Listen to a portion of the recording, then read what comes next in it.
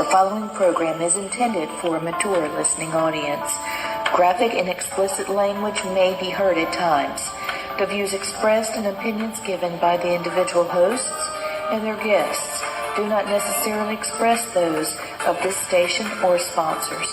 Listeners are advised that neither the station nor owners and agents will be held liable for the content of this program. Rebroadcast, redistributed, or reused without the express written permission without the host or producer is not allowed. You are listening to Family Spirit International.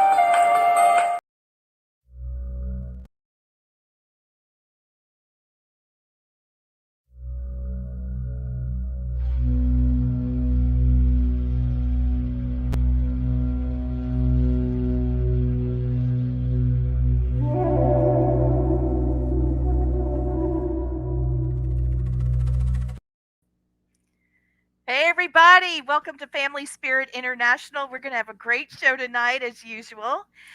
Blaine, what's up, big guy? Okay, I got us one Darwin Award for the night since we were a little bit late going to the show, but I get this. Okay.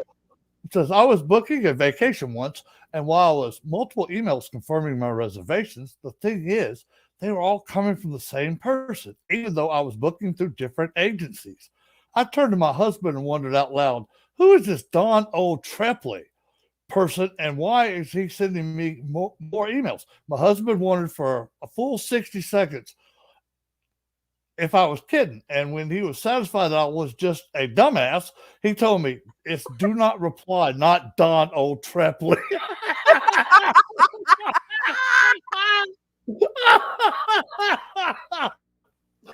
I like it. I needed a laugh to start the night. Oh, yeah. It's great. Oh, my goodness. Oh, my God. Woosah. That's hilarious. Woosah, At least that's not that person. That's right. Oh, my God. Oh, my goodness. That's a good one. Okay, so we're going to have a great guest on tonight. Yes. Have you? Yes. Yes. I have been looking at all her work. I looked on IMDb. I've looked at Chopped. She was on that. She's an author. She's an actress. She's beautiful and smart. Okay. So that's like everything. And she's coming on the show. Her name is Stephanie Stevie Groves, and she goes by Seike. I met her while filming on Repossessed, but I cannot discuss what we did because it has not aired in Canada, which is where she's from. You'll notice a little Canadian accent, which is super charming. I just love her to pieces. Here she is, Seike Groves. Thank you. My little Canadian accent, it's kind of all over the place. Yes, I'm half of the time here in Canada, and then the other half of the time I'm in Louisiana. So, and I didn't know that. Yeah, we have a house down in Louisiana as well. So we've been going back and forth there for the better part of almost 17 years now. So it's our place. We love it. We're in the swamp down there in the bayou, and we love where we are, and it's just peaceful and quiet. And even where I live here on the north shore of Lake Erie, we live right beside the water, and we're kind of really blessed in terms of both places. But I'm so excited to be here. Yes, I met Lee on Repossessed. And I was brought on the show to essentially, just be there and do some really fun things. And yes, the show has not aired here in Canada yet, and I haven't seen it. We're teasing all Canadians. That's it. I mean, I guess it'll get here in due time.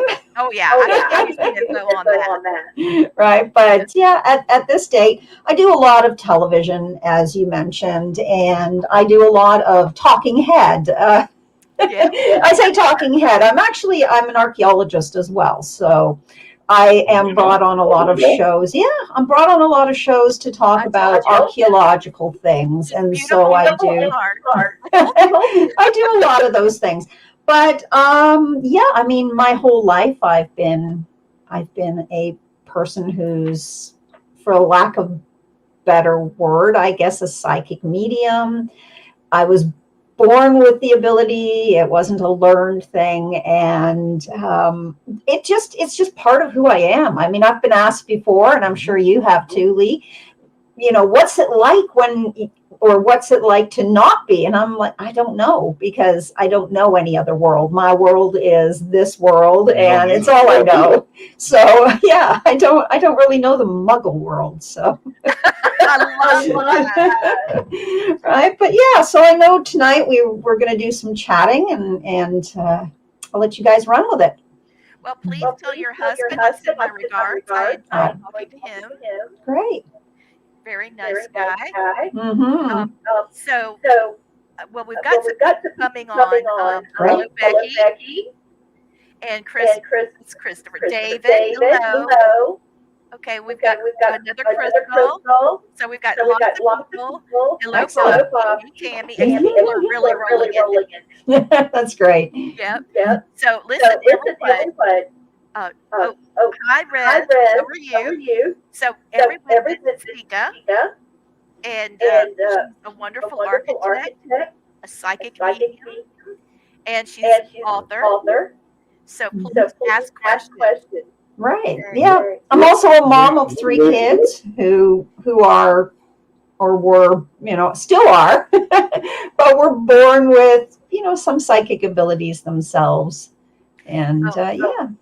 I'm getting a message that there's an echo. So Okay. Yeah, we'll get that handled. She's not real. All right. Yes, I understand. I'm not echoing. Hey, for a change, it's not me. We're going to let you do the talking. All So right. tell us what led you to writing about psychic. Well, interestingly enough, I have a couple of different books and a different sort of approaches to it. As I mentioned, I myself was a psychic child, for lack of any other terminology. I really sort of started to tune into it when I was quite young, maybe about 5 or 6. And I didn't really understand it at that time. Obviously, it was something that I just had no idea what was happening to me. I was hearing things, I was seeing things. I would tell my mom, and she would be, "Oh, you're not, you just." And a lot of times it would happen to me at night. So she would think I would be having nightmares, and I'd be going into her room every single night telling her, I was seeing something or hearing something, and she would send me back to bed and say, you're just having a nightmare, or I have a great imagination. So go back to bed. And I did. I remember it scaring me a lot when I was very little. When I was young, it did scare me. I couldn't understand what was happening or any of those things. So I kind of muddled through it, for the majority of my life. I mean, honestly, I really did. I didn't really understand a lot of the things that were happening to me, a lot of the things that I was experiencing. And even as a teenager, I was getting a little bit better at understanding what was happening, but I still didn't really know why it was happening to me. Let me ask you this. When you were a teenager, Mm-hmm. and you were coming of age, did that affect your ability? I can't remember. Honestly, I know that a lot of times we talk about that with kids, and especially with girls, right? Because you're going into your cycle and you're doing all these things, and it seems to heighten things. And I know it changed for me around that time, the way that I perceived things. But I'm not sure if it heightened per se, but it did change. Instead of sort of seeing things and, not really understanding, I was really starting to be able to hear people's thoughts. Oh, that's fascinating. Which was pretty scary sometimes, because I would be with my friends and I would kind of know what they were going to say before they even said it. And then they would say things, and it became a bit of a party trick. as you're a teenager and you're going to parties and hanging out, and my friends would be like, oh, read my mind, read my, and I'd be, oh, I don't know if you want me to do that. There was a couple of situations where I was with friends and they were very insistent, and my one friend's boyfriend was cheating with her sister on the side, and all this stuff was just, I know, and I'm like, I'm not going to be saying these things, but I was getting all this information. But yeah, so it's like, what do you do with this, right? As a teenager, these are kinds of, it became a bit of like a parlor game, and I was sort of like the party favor. Everybody wanted me to do these, mind reading things, and it was a bit odd. I was invited to a lot of parties, let's just say, but it was kind of a strange thing, And again, it was just me trying to find myself, find out what my abilities were, and I can say that they did change as I did grow older. I found that I was like that as a teenager. And then after I had my first son, I was 20 when my first son was born. And it changed again. Did it? Okay. Yeah. I found that the way that I was perceiving things changed. And it also got very extreme at that point in time, very extreme. And a lot of things started happening to me. And I've actually done a couple of other paranormal shows based on some of the experiences that I've had. Paranormal Survivor did an episode of Paranormal Survivor that was based on some of the things that had happened to me over this time period. And my son was affected by it as well. And even as a small child, he would talk to this person that he called Lenny. And he would speak with Lenny, and he would tell me, Lenny's here, Mom. And he'd be having whole conversations with Lenny. And interestingly enough, I knew who Lenny was because I had essentially brought Lenny home at some point in my early pre-pregnancy period. And it just sort of transferred, and he kind of stayed around us for quite a lot of years. And so this episode of Paranormal Survivor goes into quite a lot of detail what happened with us. There was a lot of sort of, I don't want to say poltergeist activity, because none of it was ever violent or bad, but there was a lot of things that moved, a lot of things that, a lot of active things, but nothing dangerous, right? Nothing that was dangerous. And so I found at that point that, again, my sort of what I was sensing, how I was feeling, all of these things was changing. And now I had a toddler who was also able to see and hear. I had the same thing happen to me. Mm-hmm. My daughter could see an entity, and I could. Right. And I believe, but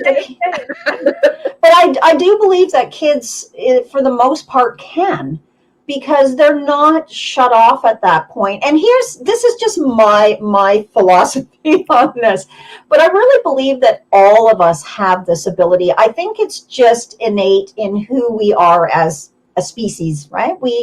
All species have very special abilities depending on what they are and what they need.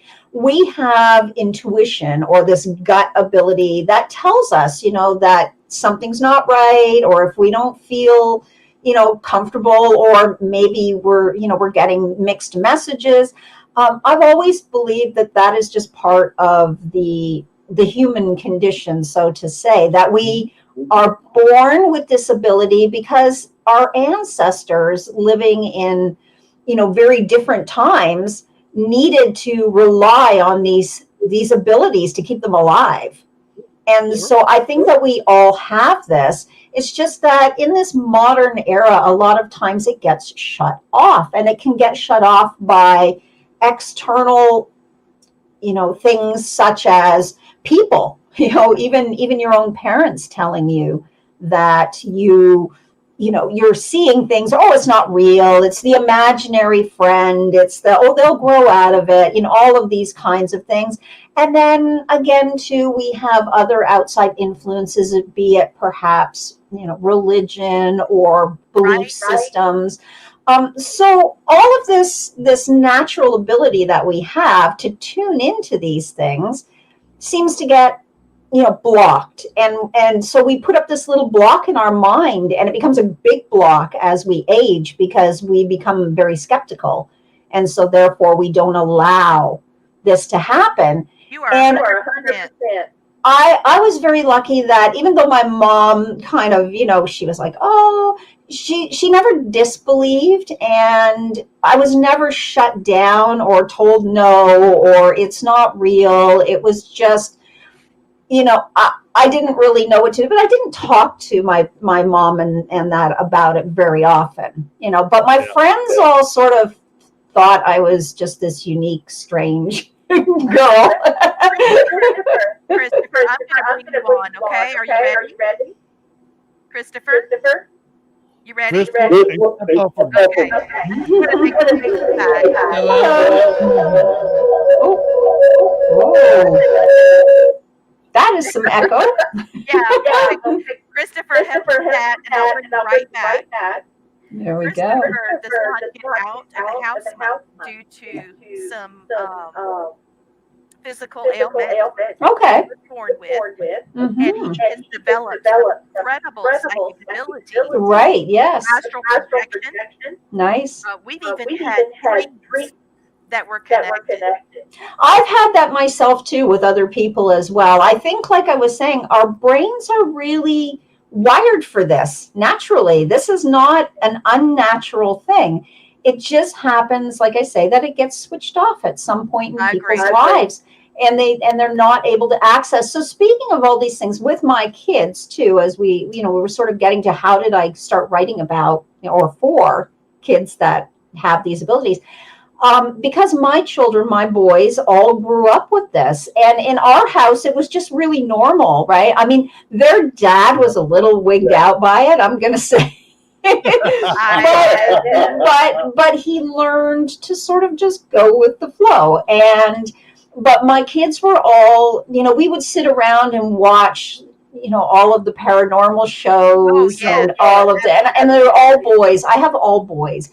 And there's quite an age range between them because yes, three, yeah. And my oldest is 14 years older than my youngest. Oh, wow. And then my middle one is 9 years younger than my oldest, right? So my oldest was 9.5 when my next son was born, and then my youngest was born when my middle son was 4.5. So I have this really quite a good age range.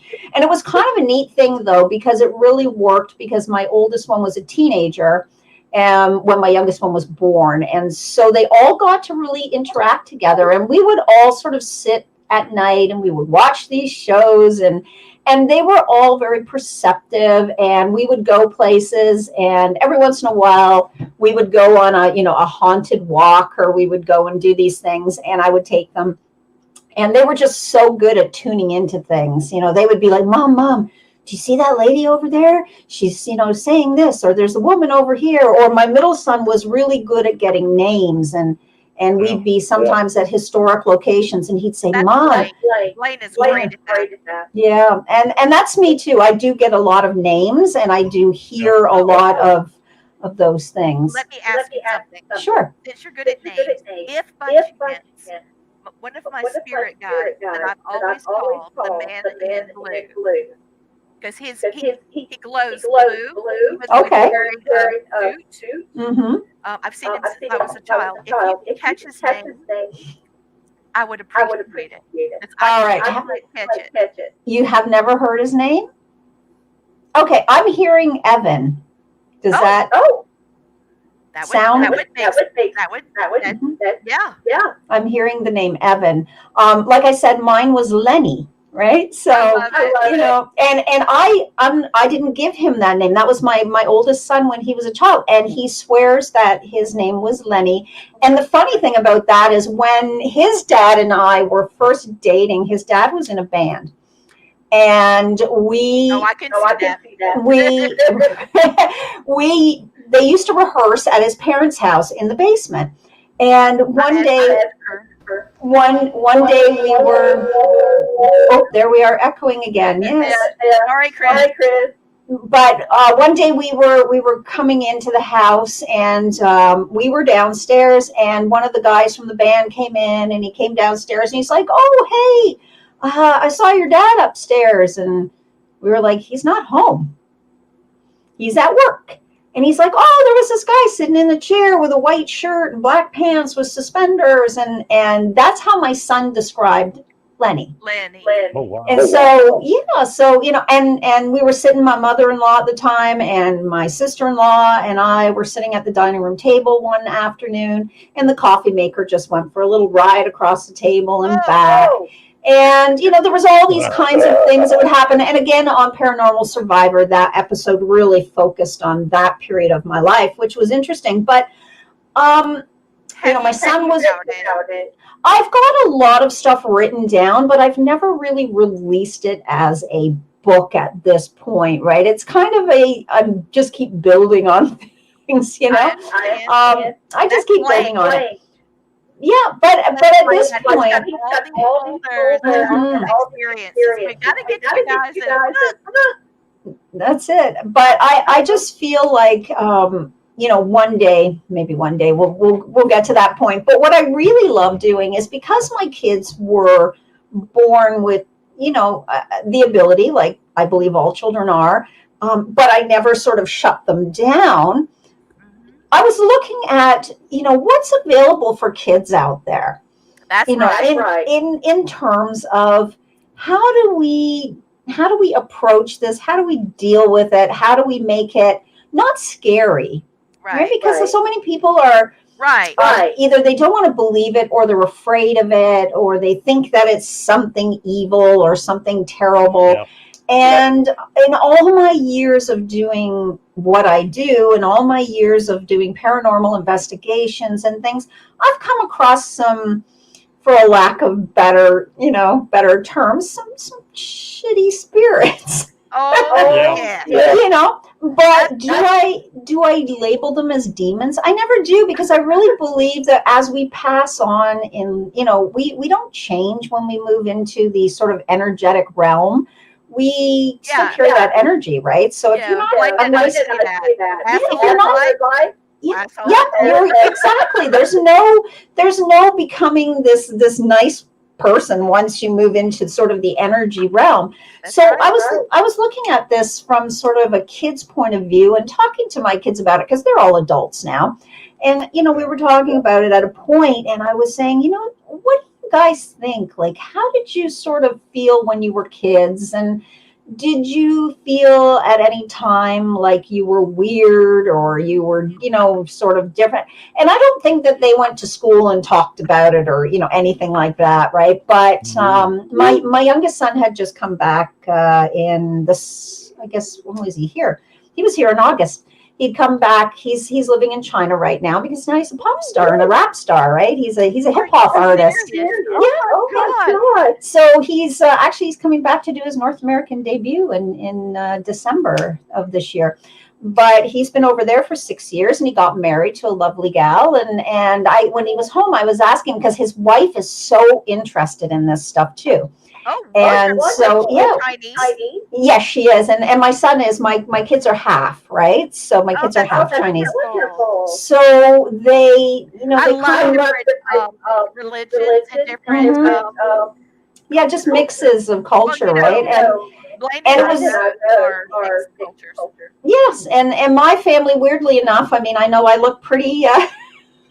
Pretty white, but my brother's on the opposite scale. My brother's actually dark. He's got dark hair and dark eyes, and he takes after my father's side of the family. And we're travelers, aka gypsies, Romani gypsies.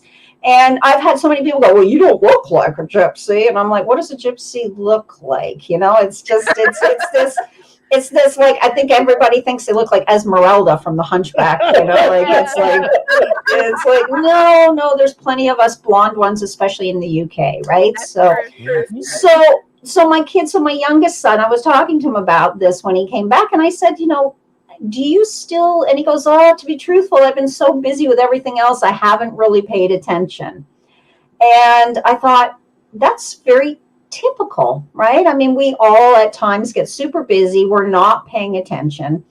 And so this is kind of where I thought, okay, when I'm writing these books, I guess I am actually looking at this kind of situation. It's like we have a kid. Yeah, in hindsight, right? And we have children who have these abilities, and how do we approach it, and what do we do? And we want to have fun, and we don't want to scare them. And so the very first book that I wrote, while it's not, it is paranormal and it is geared to children. It's the ABC book of ghosts, spirits, and afterlife beings. That's what I was so happy to see. Yeah, and I gotta come out. No, let me just say something. We've been gone for a couple of days on a trip. That was here by herself. And she has been calling me. She came in here and has been twirling around my feet. No, funny. I have got her fur and up her your nose? my lip gloss. So I'm not here having trouble with my nose. I'm just trying to survive this. The cat fur. Yes. That's it. I wish I could pour you guys a glass. Ah, I'm enjoying in my I want my mummy mug. I love it. Available on my website. That's some of my things. But this book was just really fun to write because I thought, I've seen ABC books. There's so many of them out there. But I've never really seen an ABC book. Like I've seen ones with cryptids, right? And I actually started writing one with cryptids, and I was like, you know what? There's just too many. And I mean, cryptids are fun and they're cool, and I like them, but I wanted to delve into something just a little bit different. And I thought, well, ghosts, certainly. And we have so many names for ghosts. And so I found it on Amazon. Yes, it's available on Amazon. It's available in most Barnes and Nobles and bookstores. It's been really a big seller in Japan. I've got to say, it's been a huge seller in Japan and in Scandinavia and a bunch of different places. So it's been really fun. It's been really great. But the book itself. You did the illustrations. Yes, I do. Also did the illustrations. I love it. Yeah. The cover is black. Yes. And there's a door, and you see a creepy hand opening the door, and thousands of eyes in the dark. Because isn't that, as a kid, what we fear the most is that monster, those things that are hiding in the closet. That's right. And yeah, and I wanted to address this book. I mean, it's fun, but it's looking at things that usually scare kids. At least most kids. Yeah. Right? Never scared my kids. My kids were never afraid. They would watch a horror film, they would laugh at it. They never thought it was scary. I can remember as a child, and I don't even know how I saw this movie as a child because it was restricted, was The Exorcist. And I was about 12 years old when that came out, I think, if I was even that old. And I saw it when I was about 13, and it didn't scare me. I actually thought it was really corny. Yeah, I did too. And I was like, this is really silly. And, meanwhile, all my friends were terrified by this thing. And, this was kind of the thing that set me off. I'm thinking, where are all these kids like I was? I mean, I know they're out there, but they're not getting any kind of books that are geared towards them. So my ABC book is great for kids and adults. I mean, I've had lots of adults buy it. They love it. They love the illustrations in it. I'm buying it right now. Oh, awesome. Thank you. And it's a ton of fun. And, I took some time to really think about what I wanted to include, because I wanted to include ghosts, spirits, and afterlife beings from across the world. I didn't want to just focus on North America or things that we're familiar with. I wanted to talk about the amazing stories that come from Asia and Africa and South America and all of these places that have their own stories. And I mean, everything's, it rhymes, it's short, it's to the point, but it's introducing kids to to something that generally is an off topic. And I don't think there's probably going to be a lot of parents flocking to the store to buy it, but the kids that I know, the parents that I know that have bought it for their kids, they love it, and they've had so much fun. I've got to read from it, okay? The ABC Book of Ghosts, Spirits, and Afterlife Beings. Learn your alphabet with things that go bump in the night and sometimes the daytime. Suitable for children, teens, and adults. How cute! Yeah, it is, and that's just it, right? It's all of those things that we who are open to these things have experienced. But I also, like I say, I wanted to teach kids about other cultures and other stories, and we don't necessarily identify everything as just a ghost, right? A ghost can be very different from a spirit. That's so true. Yeah, and very different from afterlife beings, because what is an afterlife being?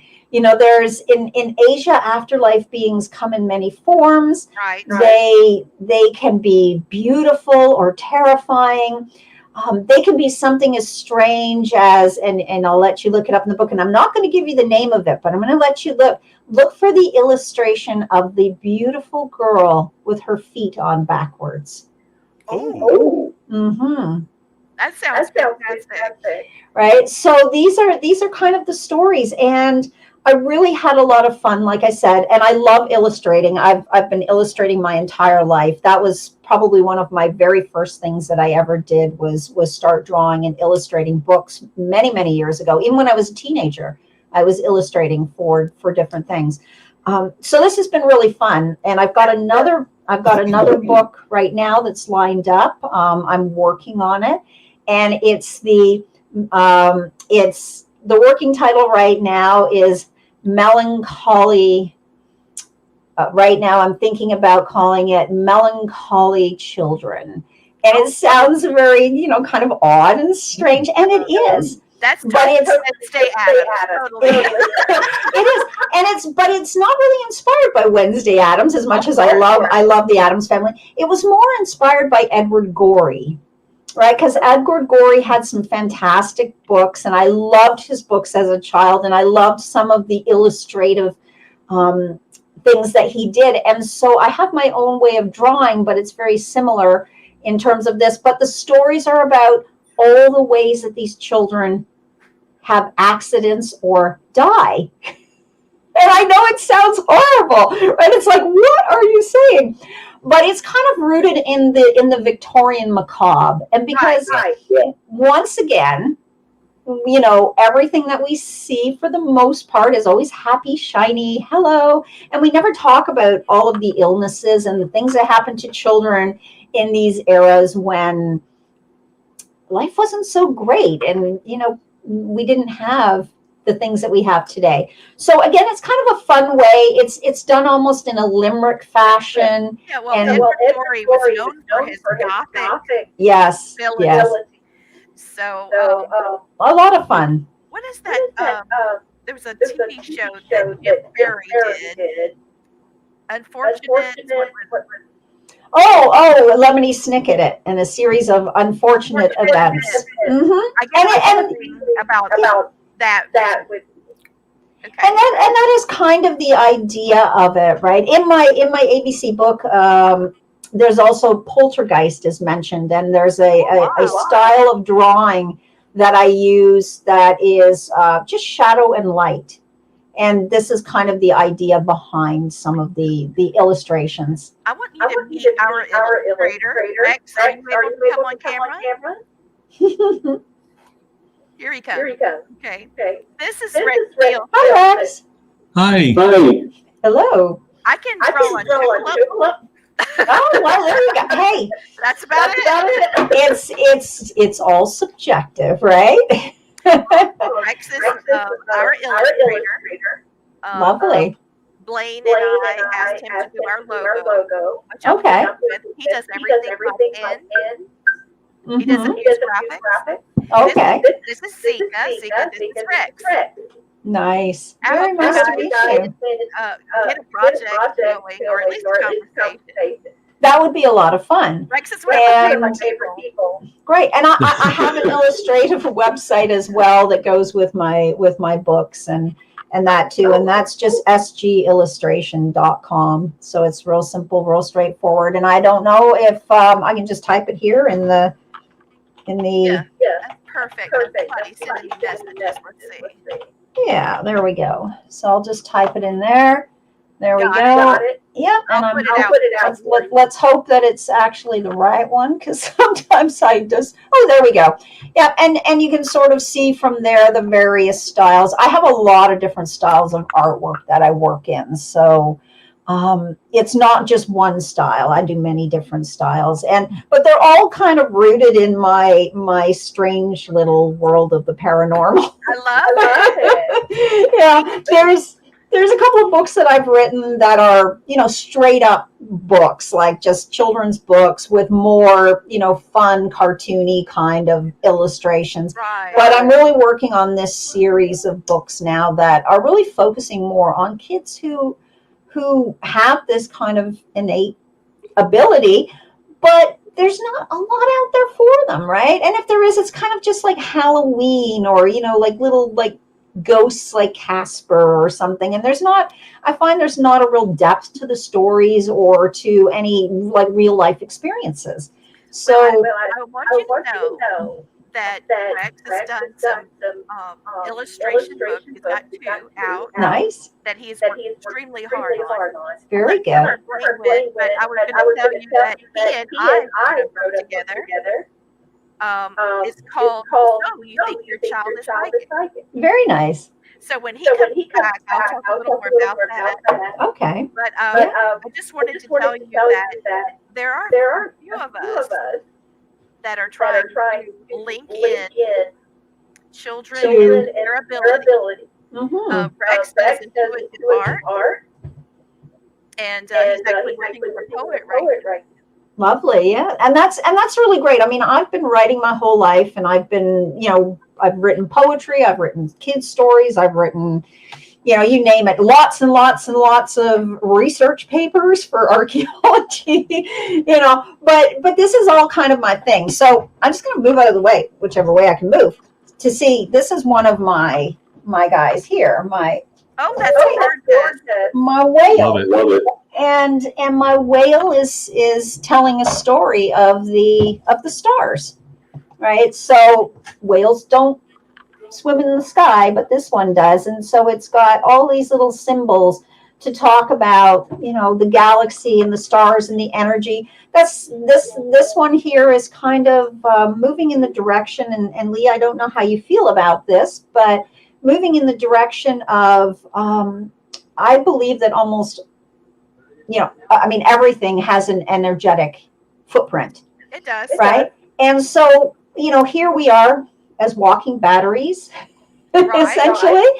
And when we pass, that energy just moves back into the universe. And I'm not, because I have a science background, right? I have a bachelor in science. I'm a scientist. I'm a science geek, nerd / crazy paranormal person.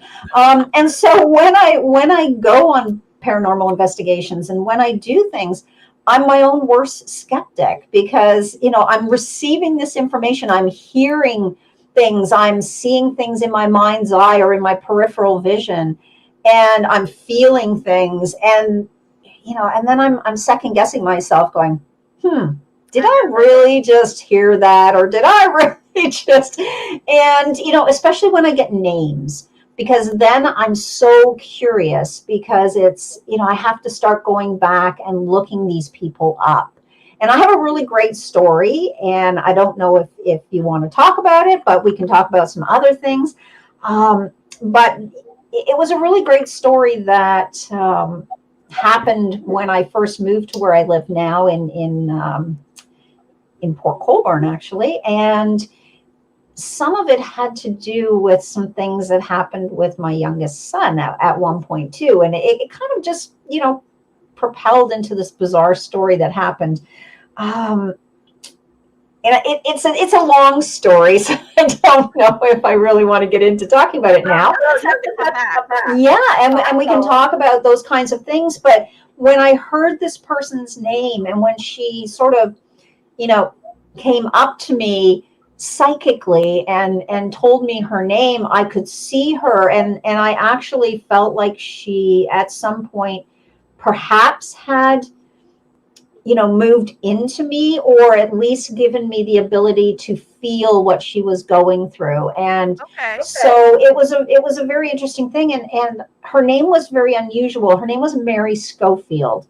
Mary's not an unusual name, but Schofield is not a common name that you would normally hear. And she gave me her first and her last name. We went through a very interesting adventure together. And when I looked her up, I found her. And it was very unique situation. So I thought that I might take that experience as well and turn that into something for kids to be able to read about. And I'll do it I think more in a poetic, whimsical way, but so that they can understand that it's okay to have these experiences.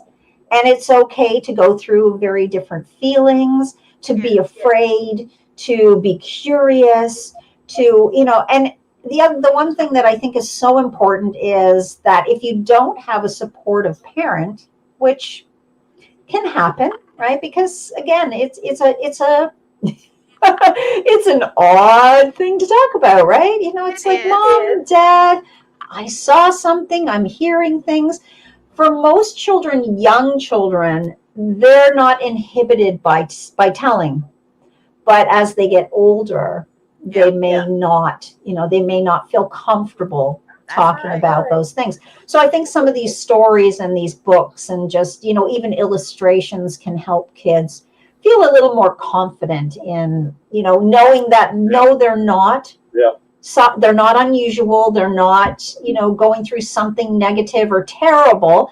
It's just sometimes we don't have that support system, and maybe the book even will give them a little bit of an outlet to understand that they're not going through this without realizing other people have gone through this too. I will tell you this. Elijah had nosebleeds. My son had nosebleeds from nowhere. And he had 2 surgeries to stop it. But sure as it would stop, we thought it was over. He'd start having them again. And the counselor said that it could be as detrimental as a child that wet his pants. Mm-hmm. Things like that, because people push back so much when they see blood. Right. We talked about that, and both of my children had psychic moments as well. There was a child wanting to school. I called Blaine about this. My son was seeing a little spirit, and the spirit was determined to keep Elijah's attention. Okay. And the teacher was saying he wasn't paying attention. Well, he was trying to get the little boy to go away. Mary Lynn. Do you have a period? So, things shift. Corded ones? There we go. So I was trying to figure out what to do. Right. I didn't realize that besides his nosebleeds, him having these psychic moments, that he couldn't talk about to other children, and he could only talk about to me. Yeah, my youngest actually went through the nosebleed thing too. Really? Yes. Well, I explained, and we actually went to Alabama, and he and Elijah had a very big bonding moment. They actually did a walkthrough of a haunted location. Nice. And Blaine was able to confirm what Elijah was seeing.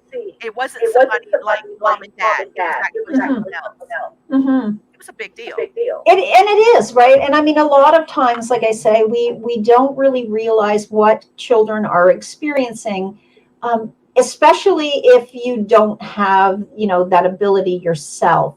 And so it becomes you do want to try to push it away. You do want to try to pretend that, your child is normal.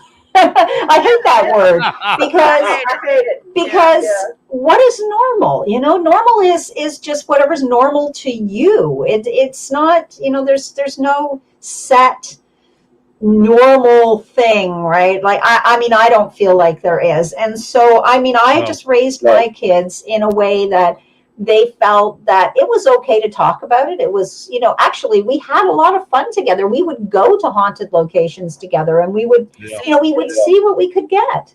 This is what I wrote before you came on. Okay. So how, number one, and I would like to ask you questions and Blaine, and like I'm interviewing the two of you with these questions. Okay, there's only 4. Okay. Okay, so here we go. How can parents cultivate a supportive environment for their psychic children? All right, Blaine, I'll let you go first. Okay.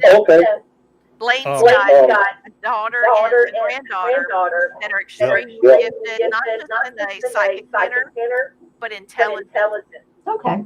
I mean, smart. Like Yeah. more language smart. Yes. Yeah. Yes. So he's dealing with something different than me.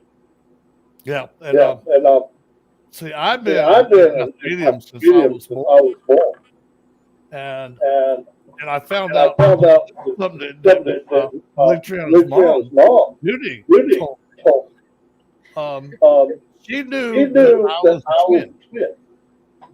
That I am because I enjoyed my sister, my twin sister. And I didn't mean to do it.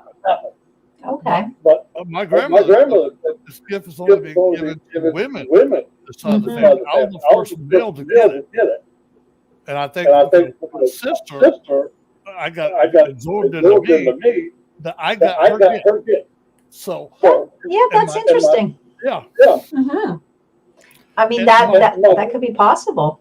Christopher, I'm trying you again. Hello. Yay! Yay! So There we go. I had to play around with a lot of settings. Oh no, that won't work. Mm.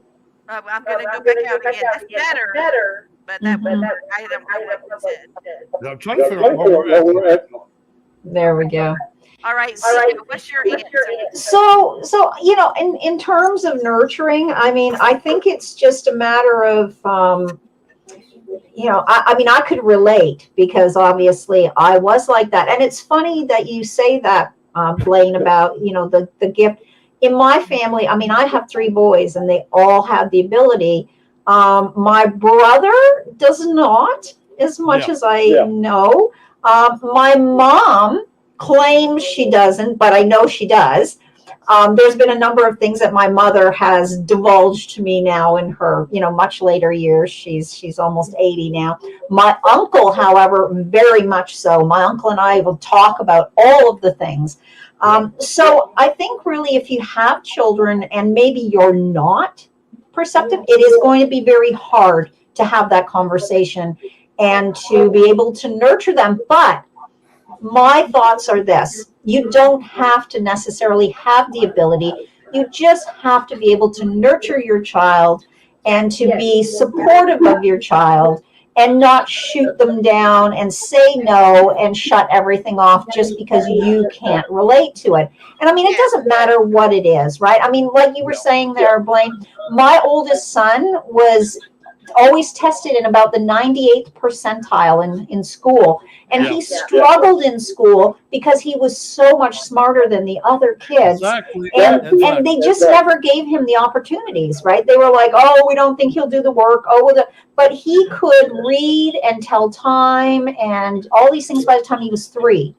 He was right? Yeah. And this was just, he grew up, he was around adults all the time, and he never spoke like a baby. He always spoke full sentences as an adult. And so he grew up. Do that. Women, No. little girls, they actually speak more. Yes, but my kids were all very much like that. My middle son is very gifted in math. He's a very, and music. Although he's tone deaf, he can play instruments. My youngest son is a phenomenal musician. I mean, he's a mega talent, and he's got an amazing voice. He can write music. He can produce music. He produces his own music videos.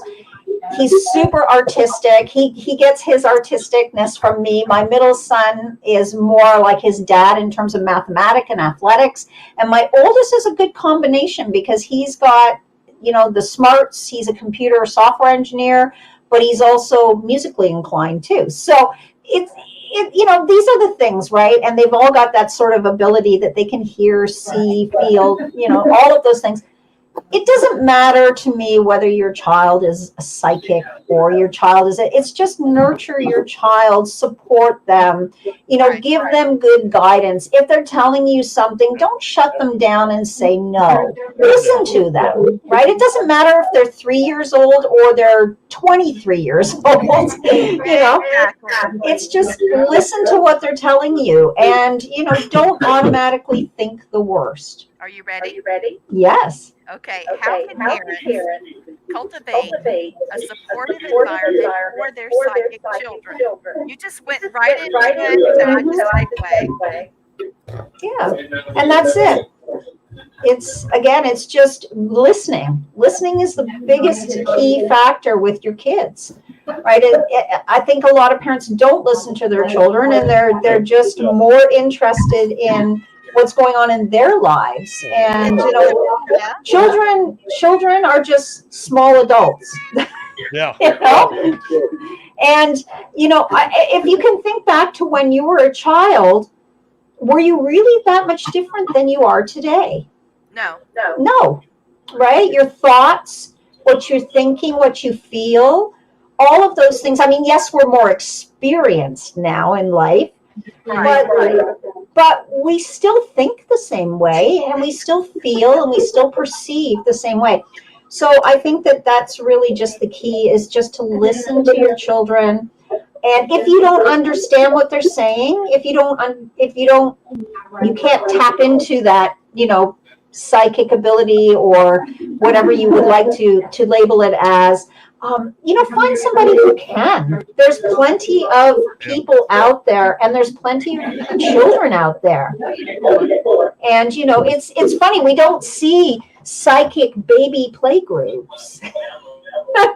Right? Toddler play groups for kids who are gifted. We don't, and I don't like to use the word gifted because, like I said, I feel like we all have this ability. It's just how it's nurtured. But we don't see these kinds of, get-togethers for children that have these abilities. And why is that? Why do we not see that? When Blaine and I wrote our book, it started out as book one, okay? And it explains psychic ability, what it is, how it works, and how you can identify it in a child, and then it ends with some activities. Mm-hmm. I've been thinking about that, and I think we're going to do a book two. Of course, we need your help, Rex. I really feel like the music side of expression and the artistic side is a very strong, intuitive gift. Mm-hmm. And I feel like it makes everything stronger after that. Am I okay? You're okay. There's a lot of background noise of someone talking. I'm not sure where it's coming from. Yeah, everybody here. It's probably me. Oh, there we go. Okay, Rex so is guilty. the next question. Are there any benefits from raising a psychic child? What do you think, Blaine? I'm sorry, I didn't hear the question. I apologize. Are there any specific benefits or challenges that come with raising a psychic child? Oh, yes. Mm-hmm. I know. I've noticed in myself, I've noticed in my daughter, my granddaughter, that we're very highly intelligent. I've had this adult thinking since I was a child, and so is my daughter. She read at 2.5. She could write her name on the time she was speaking, and she started reading books that weren't made for children. She would read like bigger books, Mm-hmm. and understand what was going on in the book. That's crazy. And my granddaughter was saying what? It's funny you say that. It's funny that you say that about books, because I was reading things like The Hobbit and The Lord of the Rings when I was 8 and 9 years old. Yeah. Right. And I mean, most people aren't reading that until they're, 16 or 17. And I was reading those books, The Lion, the Witch, and the Wardrobe. I was, reading when I was about 7.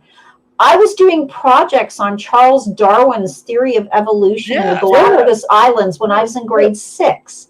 I love it. So I mean, yes, it does, it does tend to that. I grew up in a museum. I grew up in the Royal Ontario Museum from a baby until I was an adult. But I was already, it was a weird thing. It was already like I already knew this stuff inertly. I don't know how. And I was just drawn to certain things. Yeah. Well, I don't know, I don't know. I mean, I think my mother was very fascinated with archaeology as she was young, and probably some of that rubbed off on me. But I had a teacher in kindergarten say to me, and this is on my illustration site, in my bio is very tongue-in-cheek from all the experiences that I've had of being told that essentially there's something wrong with me without people actually saying, except for my kindergarten teacher, who called my mother, because as you do when you go to kindergarten, they ask you draw a picture of your family, right? So I drew a picture of my family. When I was 4 years old, I was oil painting. I have pictures of me holding oil paintings that are probably better than most adults can paint today. It was just a gift that I had, that my mother, my father, my family, they're all artistic. So for me, that was just normal. But the teacher called my mother and said, there's something wrong with your daughter. And my mom's like, what are you talking about? And they're like, she should not be able to draw like this. There's something wrong with her. And it wasn't anything wrong with me. It was the fact that the teacher couldn't wrap her head around the fact I wasn't making stick people. And I went through that all the way through school. I mean, I had all of these moments where, I shouldn't be writing things in grade 6 with my project. They thought my mother wrote it because it was drawn, and I had drawn all the finches and the changing in the beak, and then told the stories and talked about and they were like, what child at 11 is talking about this kind of thing? But those were the things that interested me, and they were just there in my head. And I now realize that it's a part of this ability to draw from out here, right? All the energy that's out there. And when you want something, you just kind of put it out there, and it sort of comes back, right? And you're just tapping into this. It's, I guess, something that seems very odd to some people. But like I say, in terms of kids, it's just a matter of really supporting their ideas and understanding and not condemning, being open. And if you are like I am, like Blaine is, like you are, Lee, Rex, like all of us, I think we can understand having children like that. Yes. Isn't so odd to us. Right? Like, I almost wonder sometimes, what would it be like to have a child who didn't have any of these abilities, right? Just a little different. Everybody has these. Well, I believe everybody does have it. Like I said early on, I think it just gets shut off, or people don't understand. We have these prodigies throughout history. We talk about like Mozart as a child at the age of 4 writing his first symphony, or Shakespeare at a very young age already writing soliloquies. We have all of this, and we know it's out there. And however you want to brand that as a prodigy, as a gifted child, as a psychic child, as whatever it is, we are somehow carrying forward perhaps abilities that people in our ancestry had. And it's in the DNA, and it comes forward, in many ways. And some of them are. Rex. Yeah. She's talking to you. It happens, right? About It your day happens. and how these things come through. See, and We've that's talked about it for decades. Me and Blaine yes. talked about it. And I have a story of when I was a child, and I remember this so vividly. I was about 8 or 9 years old, and I started having this reoccurring dream. And it lasted until I figured out what it was. And so that went on until, I'm not kidding, about 10 years ago when I finally figured it out. I had this reoccurring dream. And the dream always was, what I remember of it was this. I remember being in a sort of Renaissance type house in an apartment. And I remember not really being able to get anywhere. So I would open the door and I would walk down the hallway, and everything was kind of hazy, sort of as like an old Renaissance painting almost, those muted colors and those things. And then I'd get to the end of this long hallway, this corridor, and there would be this bright, vivid fish tank. Because that makes a lot of sense, right? So in this dream, I would have this would happen. And then the continuation was that I would walk back from the hall, I would open the door, I would lie down on the bed, and I would have a dream within my dream. And that dream within my dream was I was in a boat on a river, and I was dressed as a man, and I had cut all my hair short, and I was trying to escape. But what was I escaping from? I don't know. So this went on for quite a lot of years. And it was a very, very continuous dream when I was a child. Well, what I found out, and I kind of always knew this, is that my grandfather's side of the family are all Scottish. And we have a very long line of Scottish in our family. His mother is a Stuart. Mary Queen of Scots was my, let's say 12, somewhere in that vicinity, great grandmother going back all those years. I read a story about her, I want to say a biography of sorts, that talked about the time that Elizabeth I had her locked in Holyrood House. And that she had been locked in this apartment. This was before she was beheaded. She was there for many years, and she was locked up. She tried to escape. And when she tried to escape, some sympathizers, she cut off all her hair and she dressed as a man. She was 5'10". She was a tall lady. She dressed as a man. She got into a boat. They got so far down the river before they got caught, and she was returned back. But this was a very strange sort of, I knew nothing about Mary Queen of Scots when I was 10 years old. I kind of did, but I didn't. I mean, first of all, I didn't know she was any relation to me, right? It was just the story. But the fish tank thing was what always threw me off. I was always like, what is up with this fish tank? Because it was like she would walk to the end of the hall. Her, would walk to, and there would be this fish tank there.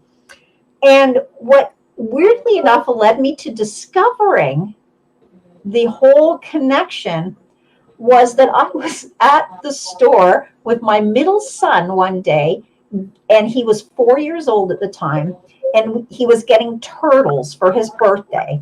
My mother-in-law, his grandmother, was buying him these little turtle sliders for his birthday.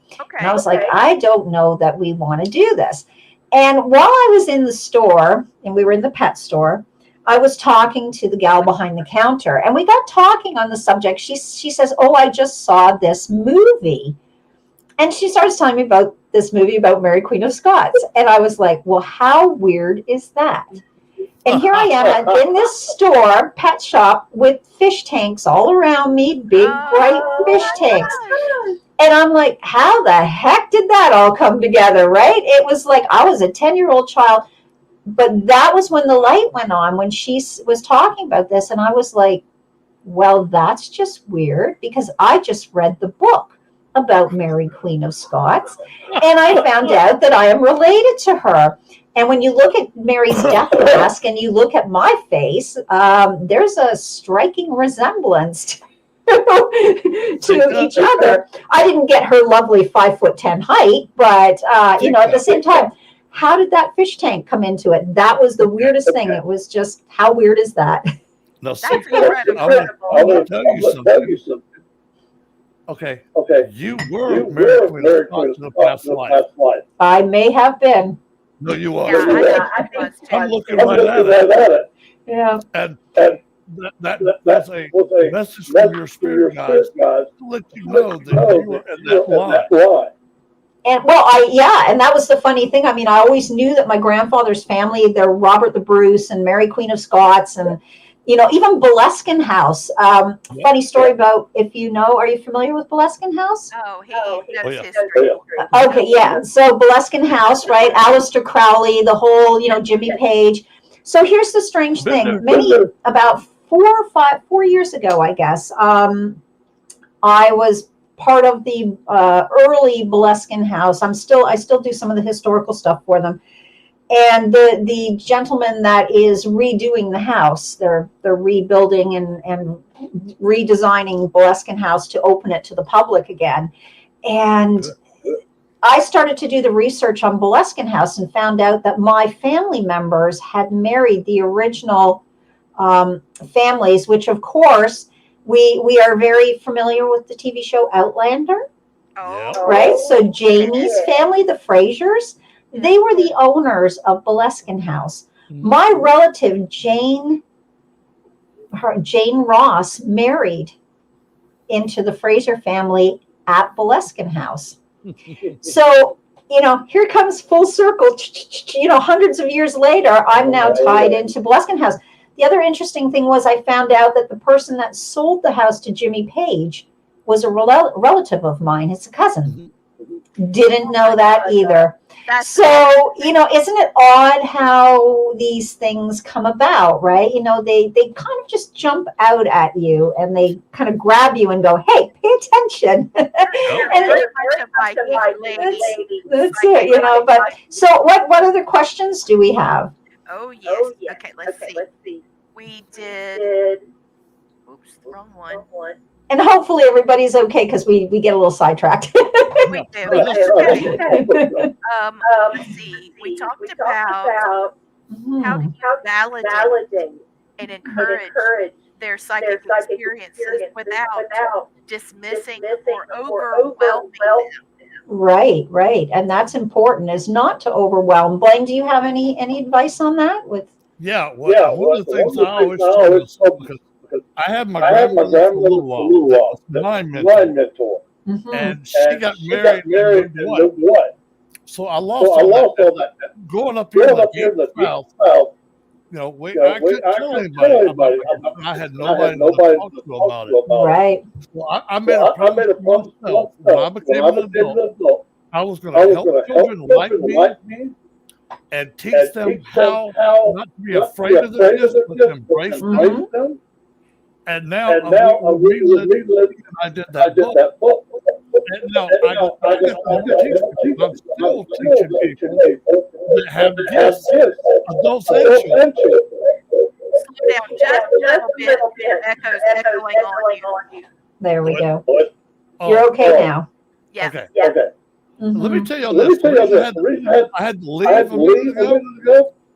Okay, me and Leo echo and split out. Okay, I got some here mocking us. And they're echoing. I was talking about 600 voices coming in my head. Yes. I'm like, okay, I need to break away. It happens. It does happen. And that is kind of the interesting thing, right? So nurturing. For me, it was fun. I mean, honestly, in my family, it was a fun thing. I really loved that time that I got to spend with my kids sitting on the couch watching all the paranormal shows. And then we would go on these haunted walks, and we would find different stories than what were being told, because what was being told was sort of the story, but there was so much more, because the spirits would actually come forward and talk to us and give us information. And my youngest son was never afraid to go, hey, that's not right. but that's the thing, right? I mean, it was just always really an enjoyable thing, and because we were able to do that together, and like I said, their dad, he was a little bit freaked out by it, but as the years went on, he got a little bit better with it. He got a little more comfortable. He experienced some of the early Lenny stuff when we were first dating. So there was a lot of crashing and banging, and he would get up sometimes from the bed, and he would come back, and Lenny would be sitting on the bed, and he couldn't see him, but he could see the depression in the bed. Oh yeah. And he could, and it would scare him. He would sometimes leave. Like, this is when we were dating. So we were, and my oldest son is not with him. But my oldest son was in the house. He was about 6 at the time.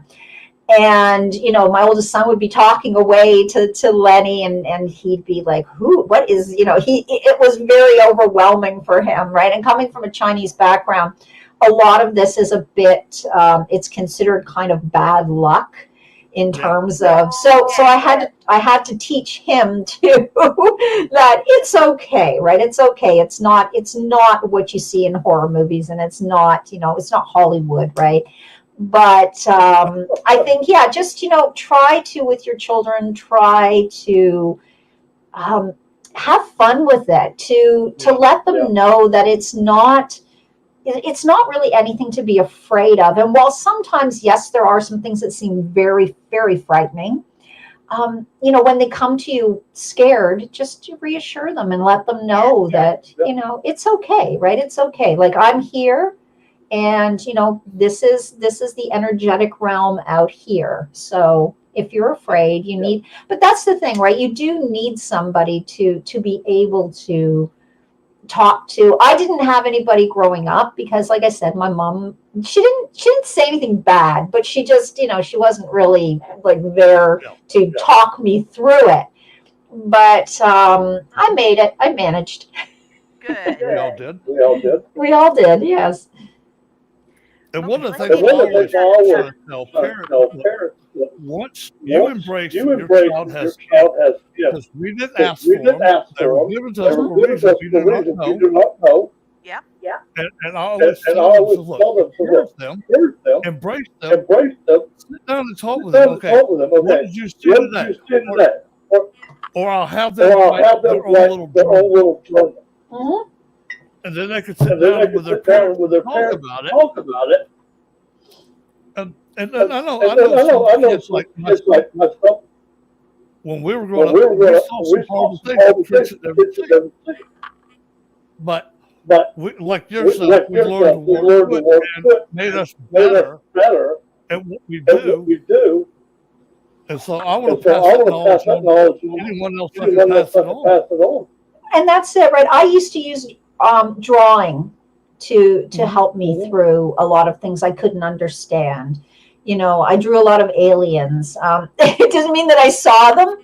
It was just that what was happening to me was very, out of world experience like. And so I would draw these sort of, creatures that perhaps looked like, more alien than human. It wasn't really what I was seeing, but it just helped me. I drew a lot of fantasy things, unicorns and all these things, right, that we draw. But I just found that by drawing a lot of things, it helped me, and it helped me work through a lot. And then writing too. I liked to write. I was even as a kid, I enjoyed creative writing. So I did write some fairly strange stories about vampires and all kinds of things that, most kids weren't writing about. But, it worked for me, right? It worked for me. Yeah, that's it. Yeah, me was, I can't draw. I wasn't given that gift. I got musical stuff. I can play drums. I can play any percussion instrument. That was what got me through a lot of it. My mom was thinking about it. And then I played drums. That was my little meditation, my little way from it for a while. And it works. I mean, I play various instruments, but I'm a stringed instrument player, definitely not a drummer. I can play some hand drums, but I play guitar and banjo and a few things, right? And I sing. and I sang, and I did a lot of public speaking, which probably explains why I can talk so much. Yeah. Well, the one of the last questions here, and I've got some resources I'd like to throw out there as well. I'm here. Oh, okay. Got it. Somebody say hello. All right. Thank you. The question that I have is, where can you find resources for your psychic children? Oh, there you go. Good question. Where can you find? That's why we're doing what we're doing, the three of us. That's it. I mean, it is difficult to find resources out there, but I think what it is depending on the age too, right? So it has to be age appropriate. Right. And in order for, it doesn't mean that the child isn't smart or bright, but we have to also look at, even as a 3-year-old or a 4-year-old who has the ability to read and write and do all of these things, there's still a sort of age appropriate way to introduce them to their abilities, right? We don't want to overwhelm them, as the previous question was about. We don't want to overwhelm them. So I always say, look for books like, I'm going to plug my book, the ABC book of Ghost Spirits and Afterlife Beings, only because I've written it for that reason. I've written it to introduce kids to, various different kinds of paranormal, various different kinds of categorizations of ghosts and spirits and things that may be on this, outer realm that you may not, but you may come across. And, I have a revenant in there. And I mean, a lot of people love to call them zombies. I like to call them a revenant. But those are the kinds of things that we see in television. We see all that. So it's like looking for books. There are books out there, and there's different kinds of books, right? Because I know you've written a book, and, Blaine, you have a lot of experience in this too. Some of the books are more geared to the parent than the child. That's it. That's right. Yeah. And it's, really it's about the child. So you want that child to be able to find, books or listen to stories or hear things that, again, are age appropriate to a degree, and it's in a language that they're going to be able to understand, because that's really more the age appropriate, right? It's when is it appropriate to introduce a spirit to a child? Well, the moment the child experiences that, it's appropriate, right? It's not, there's not a timeline for it. It's not like at age 2 we're going to do this, and at age 5 we're going to do this. It's, if your child's coming to you with these things, then you've got to start to look for those resources. And, I think that there is a lack in the market for this. And as I was saying earlier, we don't have like play centers with kids that have abilities. We don't have, and there's lots of kids out there with it, but, there's nothing that's sort of, appropriate for that. It's really tough. It is a really tough thing to kind of work through if you have a child and you yourself are not able to do it. What I say is look for books that are more appropriate for your child, less appropriate for you as an adult, because let's face it, even if you don't have an ability but your child is, it's great that you learn about this, but reading a book about having psychic ability isn't going to give you psychic ability, and it isn't going to give you any kind of insight as to how to help your child who might have a psychic ability. Right. So we have to look for material that actually focuses on the child and not so much on the parent. Right. That's why I had such a fit when you told me about your book. I said, this is so important. So right now, Blaine and I wrote the book. Well, my husband and my mother, all of us pitched in about being a parent or grandparent to a psychic child. Right. Now we need to write a book about the child to the child. Yeah. Yes, because like I say, it's got to be fun. It has to be a way for a child to understand that it's not an abnormal process. You're not experiencing things that are, different from a lot of other children. It's just that people aren't talking about it, which is a little crazy, I find. We had this big spiritualist movement in the Victorian era, right? And it was. But you know what was funny about that though, when you run it, because for me, I spend so much time in that with a lot of my presentations, and I do have a Victorian mummy unwrapping, and I have all of these things that I delve into.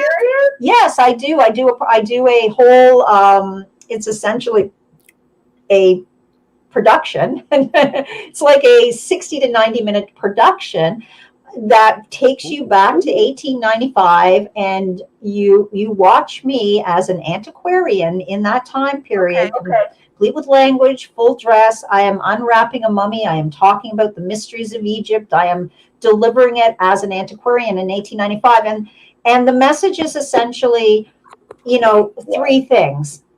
One is, this was a huge thing in that time period because people didn't have access to knowledge like they have today. Wow. Two, it was completely disrespectful. It was a horrible thing that was going on, but it went on, and we don't make excuses for it. I show it in all of its ugly light. Three, you're learning a lot about mummification and the Egyptian, world and underworld and all of the deities and things that went into it. There's a little bit of illusion and magic in there. There's, and it's geared to ages 14 up because it can be pretty unsettling to watch somebody unwrap a human body, right? My mummy's name is Bob, and he's been with me. I've been doing this since 2009. Do you have any recording? I don't, because I don't allow it. There are photographs, but I don't allow people to record it, because if somebody's already got it out there, what's the point of coming to see it, right? I just thought maybe we could go live. So yeah, well, I'm willing to take the show on the road. I have a new show coming up as well, which is called, and you may have saw my posts on Facebook, the Sweeney Todd Museum of Odd. Ooh. And that all talks about Sweeney Todd, right? We've probably all seen at least the Sweeney Todd with Johnny Depp and Helena Bonham Carter. But there's such a deep, dark story behind that. And again, it gets into the Victorian era and poverty and all of the things that go with it. There's also some illusion, and this one is more of a seance with the spirits of the dead of the victims of Sweeney Todd.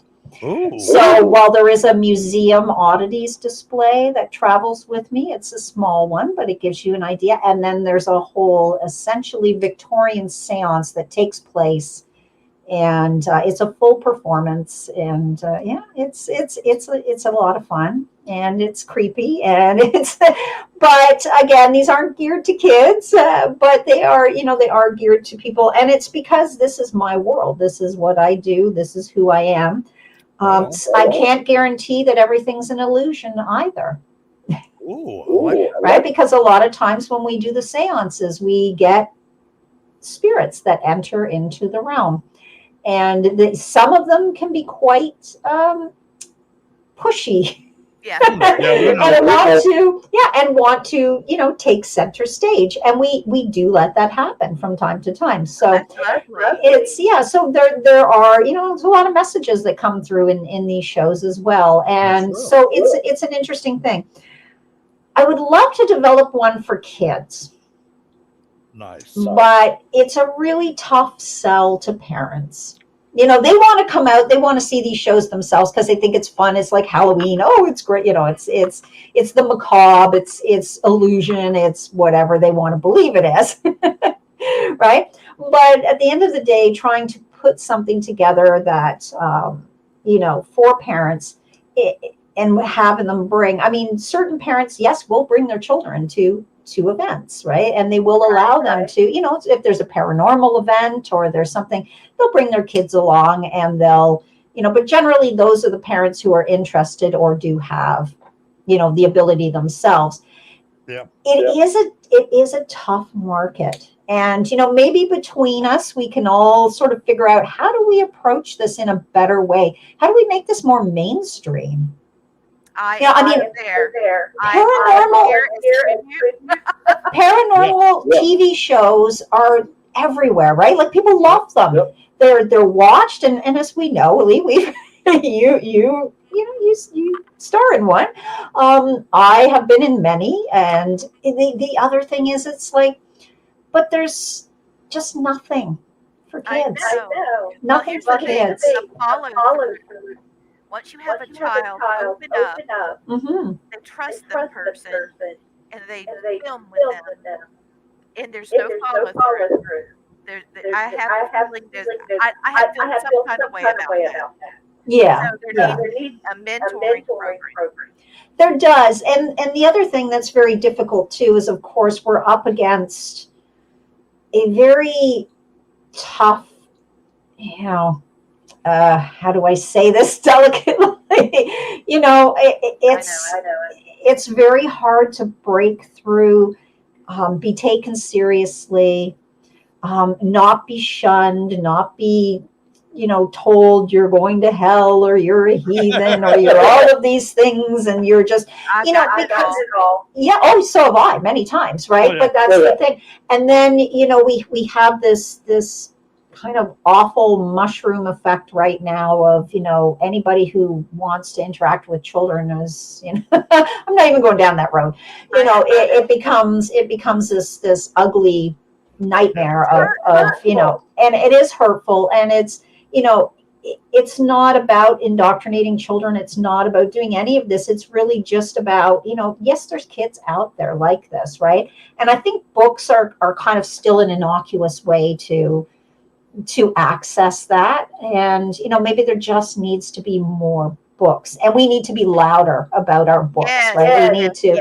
We need to do more to let people know that these books are available, that they're out there, and they're not just one-offs, like, the ABC book of ghost spirits and afterlife beings. Oh yeah, it's fun for Halloween. I mean, sure it is, but it's also a book that a child who potentially can hear, see, feel, has access to the spirit realm, certainly may in their lifetime come across some of these things.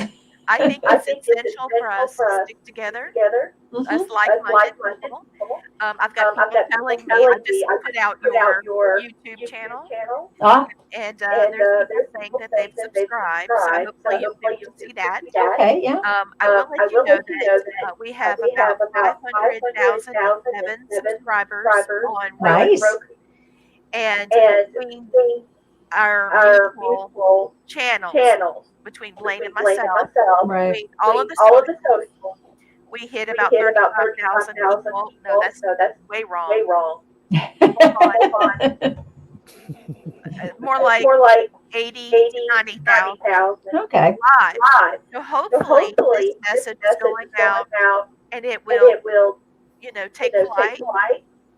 And this is kind of the beauty of being able to do this, right? To have these kinds of platforms where we can talk about these things now, because people don't always have access to libraries or bookstores or the means to purchase or buy.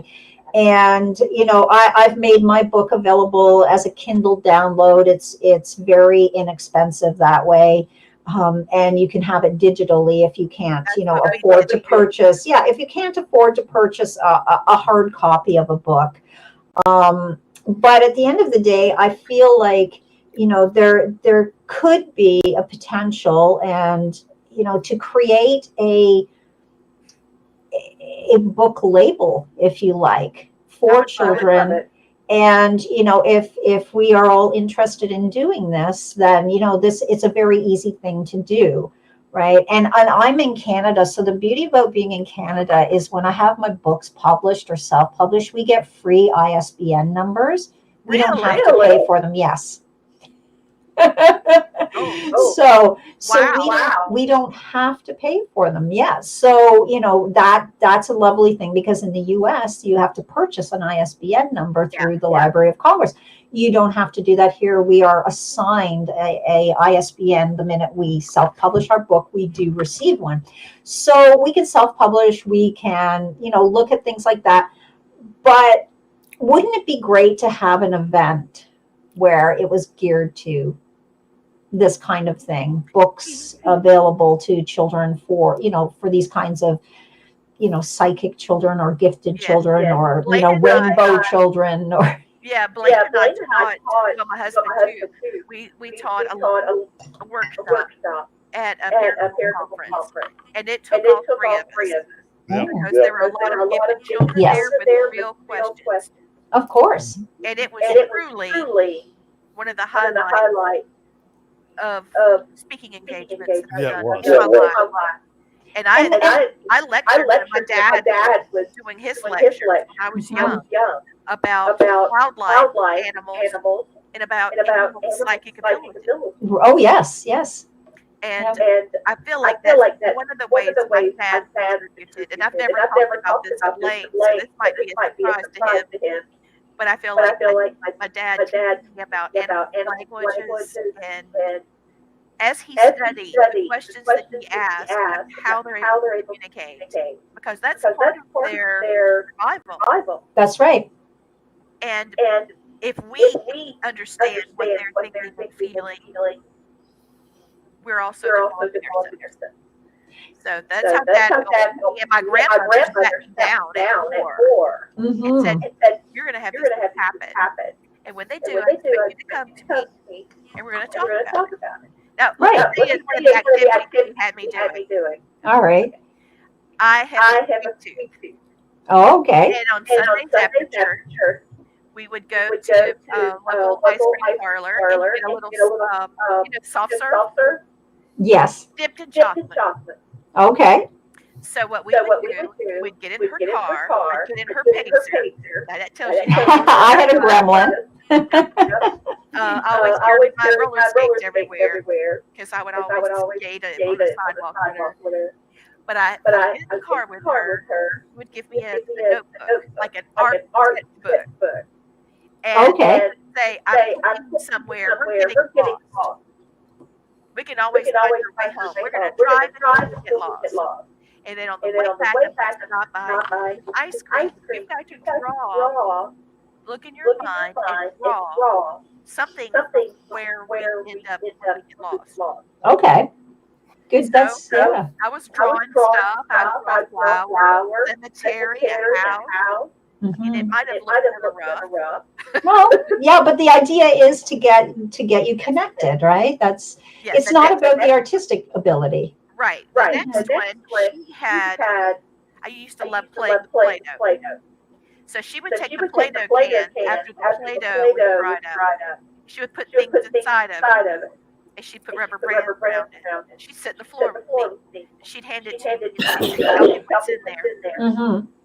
Yep, and that's a great. I would take it and feel it. And that's a great thing. And that's I have a deck of cards that I designed, much like the other cards, but instead of 5, there's 7 symbols, and I use these with kids too, right? So it's a great way to get kids to do that. I used to teach art and drama in the Montessori school system. Really? And I used a lot of these games that were considered, psychic tests, but I used to use them with my kids because it got them thinking, and it got them opening up, and they were competing with each other in a very positive way, because it became fun for them to try to figure out, what's the next card going to be? And they would work as a group, right? My teacher did that to me. Yes, and they would work as a group. And when I do readings for people, I don't use tarot cards. I have a little box of objects that I've collected over the years.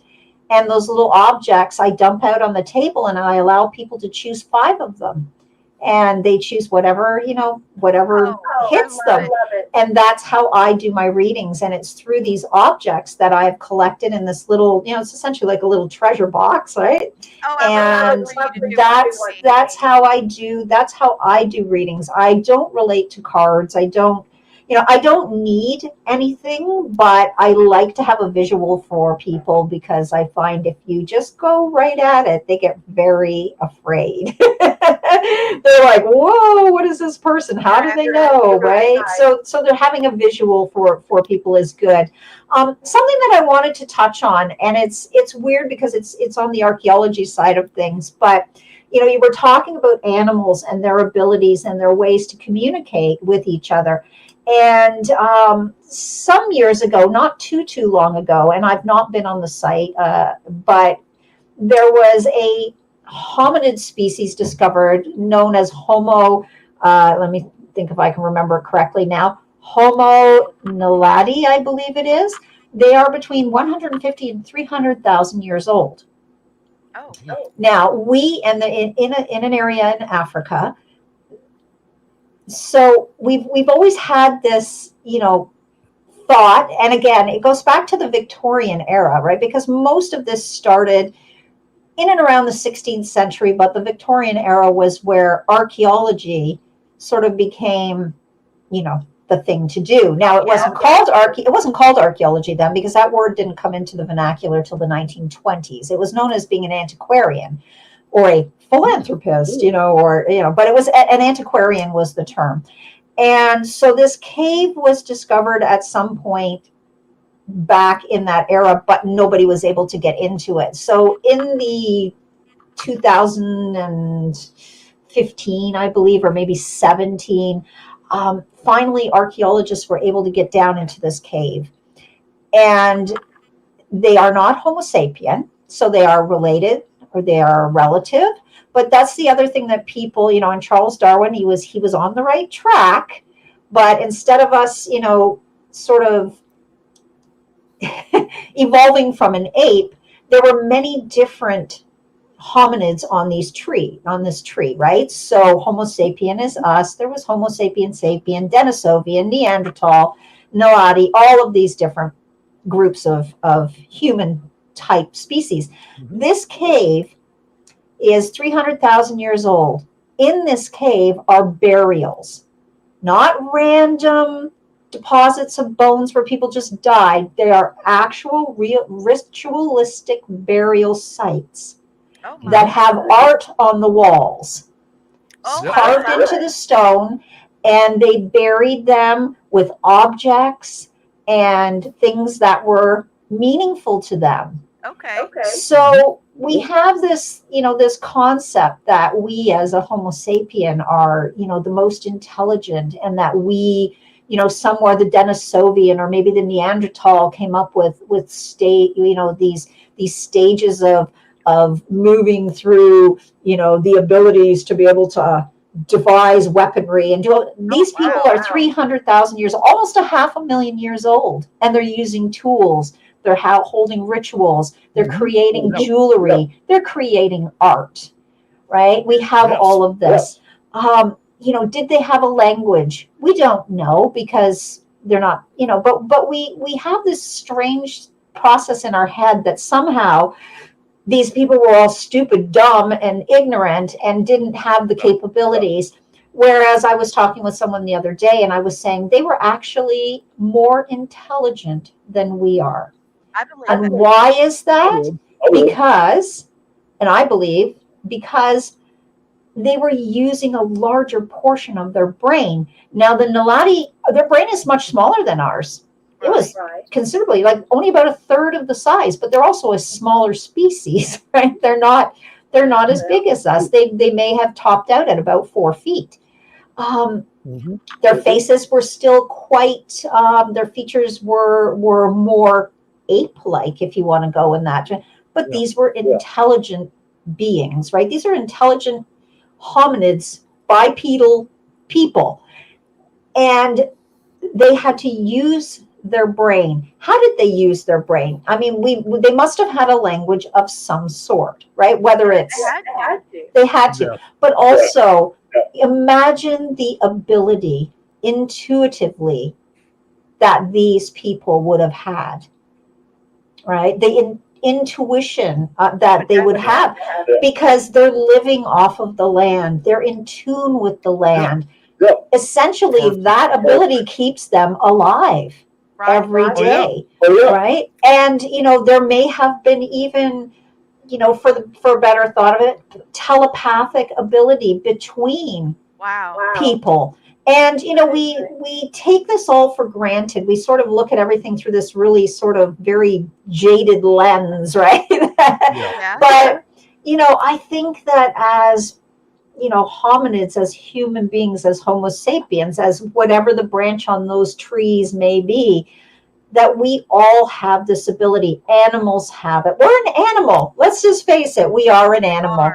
We see ourselves differently, but we are animals, right? So your dad teaching you those things, those communications, right? Imagine that in that time period before perhaps they obviously didn't have a written language, but the communication that may have taken place during a hunt. You're not going to call out to someone because that's going to distract. But there's going to be some sort of communication, whether it's through a body language or perhaps it's a state of mental ability that, they were able to alert each other, to keep each other safe, to be able to do these things. It is a bit of a weird world that we live in. And I don't know why people are so afraid of understanding that we are all capable of these abilities. Children are certainly capable because, they're born with it. They are. It's only when us adults interfere and ruin it that they are no longer able to access that, because it comes from a place of fear, or it becomes it becomes told no. And how many times do we hear stories about people saying, my kid and the imaginary friend? I don't believe these friends are imaginary. I really do believe that children are able to communicate, and that these imaginary friends are not imaginary friends. They're just people that we their spirits, their energy that we can't see. Our pets, that pass and come back to us. Well, here's the thing. Talking about pets, service animals can show you that they have psychic ability. Oh, totally. They are tuned right into the person that they're with. And often animals will know when a person is going to pass. They're right there with them. They're at their side. They know days ahead of time. They do, and these are the things that, why is it that we wish to shut this off in children? Why do we wish to shut it off in adults? It's fear. It's fear.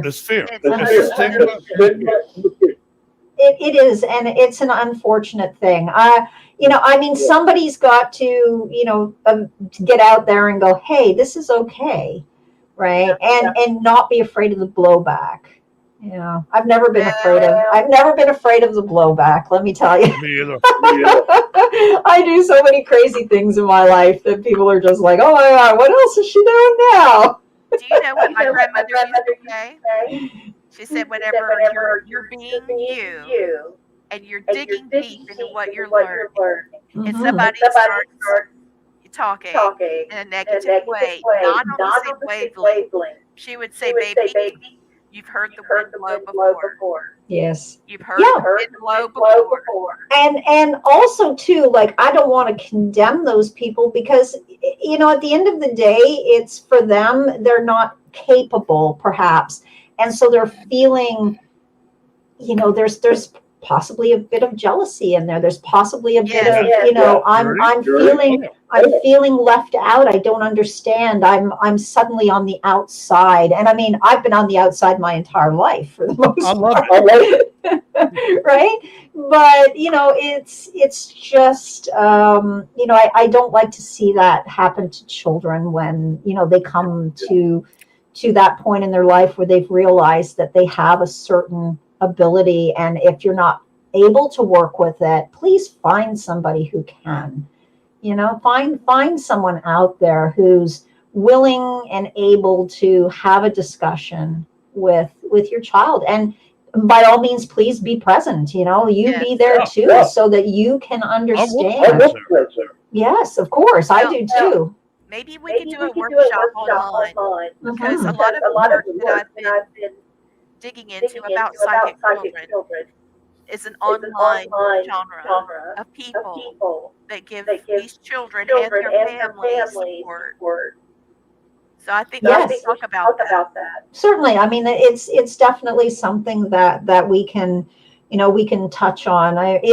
It's a funny thing, because for me, I've never been a person, having this ability. Yes, I do readings, but I'm not a person who, spends my life doing readings for people. I don't have that level of patience.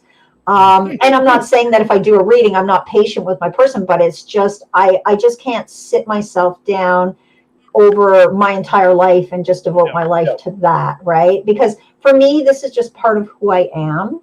And I'm glad that I am this way, and I like to share it with people, but I think some people aren't ready to listen. But at the same time, I have like a zillion other things that I love doing, as you said off the top of the show, right? So, I love my archaeology. I love doing television. Now, thankfully, my television career has been really great in terms of, yes, I've done some really great like TV shows where I'm an actress, but I love being the talking head and doing shows like Secrets of the Ancient Dead and things like that, right? Because I get to talk about these abilities, but I also get to talk about, ancient cultures and do all of those things too. So I'm so proud. Oh, thank you. And I can't wait to see the show whenever I get the chance. Yeah, you've seen it though, right? Is it a good episode? Did we do good? Yes, did great. That was a fun episode. Yeah, y'all you did amazing. Oh, thank you. Hey. Yeah, Blaine's seen it too. He was in the show as well. Yeah, So great. And I'm so looking forward to it, because like I said, so far haven't been able to see it. And then I couldn't find it on Hulu when I was down in Louisiana. Really? I couldn't. But we searched and we could not find it on Hulu. So I don't know where it went. Make sure that you are logging into reality TV, and then search for it there. But the algorithm changed. We're headed down to Louisiana again in a few weeks. So I will, when I get down there, I will find it. I will be determined. I know what episode number I'm in, but good. Well, we've got 5 minutes left. Okay. All the plugs and advertisements about your book and all the things you're doing. All of my crazy things that I'm doing. Well, this time of year, I'm usually busy doing things like Victorian mummy unwrappings and doing all of those things. My husband's on the powwow circuit because he's Indigenous, so he's we've got a few more powwows to do before the end of the year. I am actually headed to Poverty Point in Louisiana to do some atlatl throwing and teaching and such things. So, I do enjoy that. What have I got? I've got a couple of mummy unwrappings coming up, but they're up here and they're in museums. The Sweeney Todd Museum of Odd will be making its debut in 2024. We are booking a series of shows here first. If you guys are ever interested in having any of my craziness come down your way, let me know. We can try and book something down there. And and I'm just keep writing and keep illustrating and working towards the next book for kids on things that seem scary to other people, but to all us Wednesday Addams out there, it's Sika, I invited you to be an expert on our group. It's called So You Think Your Kid's a Psychic. Great. I Okay. might change it later. Mm-hmm. But I invited you to be an expert in the group. Okay. That will be able to help parents. Yes, certainly. Yeah, if anybody's got questions or concerns, then yeah, please just, put your questions and concerns up there, and then hopefully we can at least address them, from yeah, because I mean, we have the experience as, again, ourselves growing up this way, but also as having children who have grown up this way, and whether they're using their abilities currently or not, that's up to the kids. Mine are all adults now, but yeah, I mean, if we can answer anything or help anybody, I'm up for that. Mm-hmm. Blaine, do you have anything to close? Yeah, I just want to say thank you for everybody listening. And I'm so sorry we were echoing. I don't know what the problem is. But our guest was perfect. We can hear Thank her. you. There you go. I'm the queen of talking, so.